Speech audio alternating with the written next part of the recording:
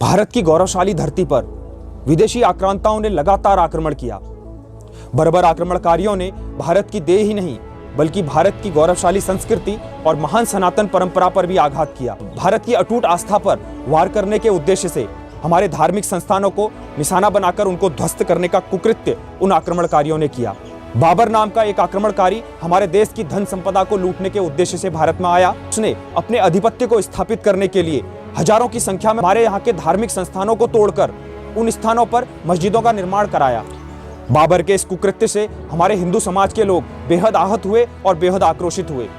इसी क्रम में बाबर ने 1528 ईस्वी में अयोध्या में स्थित भव्य श्री राम मंदिर को तुड़वाकर वहां पर मस्जिद का निर्माण करा दिया, जिसको बाबरी मस्जिद का नाम दिया गया। उस समय से लेकर 20वीं शताब्दी तक यह संघर्ष लगातार चलता हुआ आया।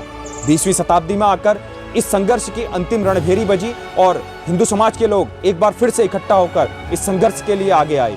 और इस संघर्ष में भी हिंदू समाज के बहुत सारे राम भक्तों ने अपने प्राणों की आहुति दी, लेकिन अंत में सत्य की जीत हुई और वह शुभ दिन आ ही गया जिसका इंतजार भगवान श्री राम के भक्त लगभग 500 सालों से कर रहे थे। प्रभु श्री राम का 500 वर्षों का यह वनवास भी बहुत सारे संघर्षों के बाद पूर्ण हुआ। 20 अगस्त 2020 को हमारे देश के यशस्वी प्रधानमंत्री आदरणीय मोदी जी ने अयोध्या में श्री राम मंदिर की नींव रखी और अब 22 जनवरी 2024 को प्रभु श्री राम की प्राण प्रतिष्ठा के बाद हमारे आराध्य एक बार फिर से अपने दिव्य और भव्य महल में विराजमान होने वाले हैं। तो मित्रों, आइए हम सब लोग मिलकर इस शुभ अवसर के भागी बने। इस शुभ अवसर को देखकर उन सभी पुण्य आत्माओं को बेहद शांति मिल रही होगी जिन्होंने इस संघर्ष में अपने प्राणों की आहुति दी।